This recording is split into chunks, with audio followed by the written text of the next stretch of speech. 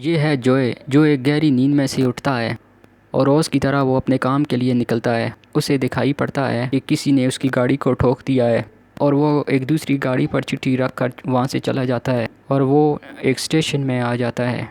आज Valentine's day है और जोए ट्रेन में बैठता है। उसे समझ नहीं आती कि उसने ऐसा क्यों किया। वो इतना लापरवाह आदमी नहीं है। वो अपने ऑफिस में झूठ बोलकर छुट्टी लेता है। कुछ लिखना चाहता है जिसमें कुछ सफ़े फटे हुए दिखाई देते हैं। कुछ देर गुजरता है तो उसे एक लड़की दिखाई देती है। वो उससे नज़र नहीं मिला सकता है। वो किसी वीरान घर को देखकर वहाँ से चला जाता है और एक रेस्टोरेंट में चाय पीता है। तभी उसे बीच में दिखी लड़की दिखाई देती है। वो अपनी कॉफ़ी में शराब मिलाकर पीने लगती है। ये सब कुछ जोए भी देख रहा है, लेकिन फिर जोए अपना काम करने लग पड़ता है। और फिर वही लड़की उसे एक रेलवे स्टेशन पर नज़र आती है और जोए को हाथ दिखाने लग पड़ती है। जोए भी उसे हाथ दिखाता है। वो दोनों एक ही ट्रेन में हैं और जोए उसकी तस्वीर भी बनाता है। और अब अचानक वही लड़की जोए से बातें करने लग पड़ती है। उस लड़की को लगता है कि वो पहले भी कहीं मिल चुके हैं, जहाँ वो एक दुकान में जहाँ वो काम करती है। और जोए किसी तरह उसकी बात को काट देता है। काफ़ी शर्मीला लड़का है, मगर वो लड़की खामोश नहीं रह सकती। वो अपना नाम बताती है, क्लेमेंटाइन, और उसे अपने नाम के ऊपर कोई भी जोक अच्छे नहीं लगते। वो लड़की जोए से बातें करती जाती है और इसकी चंचल हमें दिखाई देती है। स्टेशन पर पहुंचते ही एक बार जोए की नज़र उस लड़की पर ज़रूर जाती है और एक सड़क के किनारे वो लड़की टहल रही होती है। जोए इसे लिफ्ट भी देता है और जाते हुए क्लेमेंटाइन जोए को अपने घर में ड्रिंक के लिए भी बुलाती है। और अब वो दोनों एक दूसरे को अच्छी तरह से जानने की कोशिश करते हैं। क्लेमेंटाइन उसे रात को एक झील पर जाने के लिए पूछती है। जो सर्दियों में वो झील पूरी तरह जम जाती है, पर जोए को तो घर निकलना है। और जाते वक्त क्लेमेंटाइन उसको अपना नंबर देती है कि वो उसे कभी कभी फ़ोन करे। जैसे ही जोए अपने घर पहुंचता है तो वो बस क्लेमेंटाइन के बारे में ही सोचता रहता है और तभी उसको फ़ोन लगाता है। वो भी जोए के फ़ोन का इंतज़ार ही कर रही होती है। और फिर वो दोनों उस बर्फ़ वाली झील पर पहुंच जाते हैं और सारी रात उस बर्फ़ वाली झील पर ही सोए रहते हैं। सुबह होते ही वो घर पहुंचते हैं और क्लेमेंटाइन उसके घर आना चाहती है। जोए भी हाँ कर देता है और क्लेमेंटाइन अपना कुछ सामान लेने जाती है। और तभी वहाँ एक लड़का आता है जो जोए से कुछ पूछताछ करना शुरू कर देता है, लेकिन जोए को कुछ समझ नहीं आता और वो लड़का शक की नज़र से वहाँ से चला जाता है। अचानक ही जोए काफ़ी उदास दिखता है और रोता हुआ दिखता है। वहाँ उसका इंतज़ार वैन में कुछ लोग करते हैं। जोए एक गोली खाकर सो जाता है और वैन में बैठे वो दो आदमी कुछ कंप्यूटर का सामान लेकर उसके घर घुस जाते हैं। अब यहाँ से शुरू होता है फ्लैशबैक। अब हमें दिखता है कि जोए और उसके करीबी दोस्त, अब जोए बताता है कि वो हर तरह से कोशिश कर रहा है कि वो वापस क्लेमेंटाइन से मिले और वो पुरानी बातें भूल जाए। इसलिए वो उसके लिए एक ख़ास गिफ्ट भी ख़रीदता है। लेकिन जब जोए वहाँ पहुँचता है तो वो उसे पहचानने से बिल्कुल इनकार कर देती है, जैसे कोई अलग इंसान ही उसके सामने हो और वो किसी दूसरे छोटी उम्र के लड़के के साथ डेट कर रही हो। जोए को लगता है कि वो उसे सज़ा दे रही है। तभी वो एक ख़त पढ़ता है।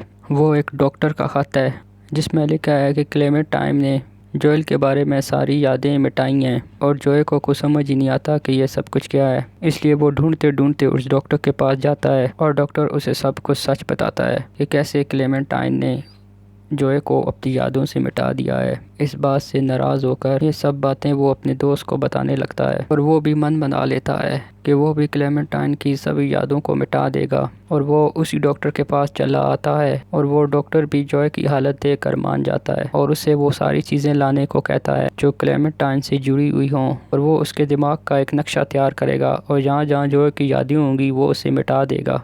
और अगले दिन जब जोए सुबह उठेगा तो वो एक नई ज़िंदगी जिएगा जहाँ क्लेमेंटाइन की कोई याद नहीं होगी। अब हमें दिखता है जोए, अब वो अपनी गुजरी हुई यादों खुद को एक अलग ही इंसान देखता है। ये उसे किसी ख्वाब जैसा लगता है और जोए को नींद में हर जगह एक नाम सुनाई देता है, पैट्रिक का।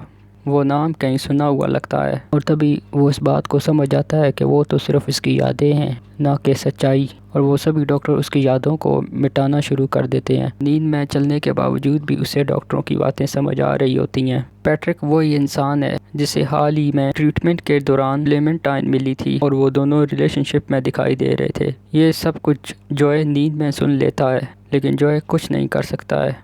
वो बस अपनी यादों से जूझ रहा है। और तभी पैट्रिक को कॉल आता है क्लेमेंटाइन का और वो उसके पास निकल जाता है सब कुछ काम छोड़कर और वहाँ उसका साथ देने आती है वहाँ नर्स, और वो दोनों डॉक्टर वहाँ पार्टी मनाना शुरू कर देते हैं। पैट्रिक क्लेमेंटाइन से मिलने जाता है। पैट्रिक को पता है कि वो जॉय की एक्स गर्लफ्रेंड है और वो दोनों उसी झील पर जाते हैं। और अब जॉय अपनी तमाम यादों में से कुछ यादें रखना चाहता है, वो उन्हें खोना नहीं चाहता।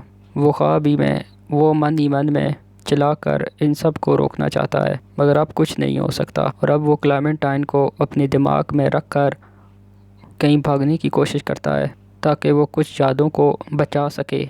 इसलिए वो एक प्लान बनाता है। वो अपने दिमाग के उस हिस्से में उसे लेके जाता है जो क्लेमेंटाइन की नहीं है। वो उसे उसकी बचपन की याद में ले जाता है जहाँ वो उसे छुपा सकेगा।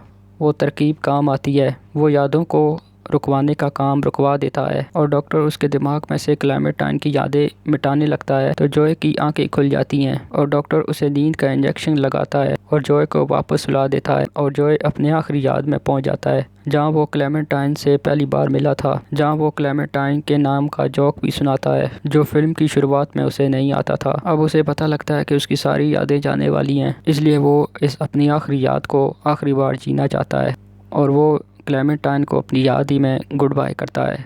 और हम वहीं जाते हैं जहाँ फिल्म की शुरुआत हुई थी, जहाँ जॉय नींद में से उठता है, अपनी ठुकी हुई गाड़ी दिखती है, मगर ये तो क्लेमेंटाइन ने किया था। वो वहाँ दोबारा जाता है ट्रेन में जहाँ वो अनजान लोग एक दूसरे से फिर एक बार मिले और यहाँ मेरी तमाम कागजात हॉस्पिटल से लेकर निकलती है और लोगों के यहाँ पोस्ट करती है। क्लेमेंटाइन वापस नींद से जगती है। वो कुछ सामान लेने के लिए अपने घर में जाती है। तभी हमें समझ आती है कि वो इंसान पैट्रिक था जो जॉय की पूछताछ कर रहा था।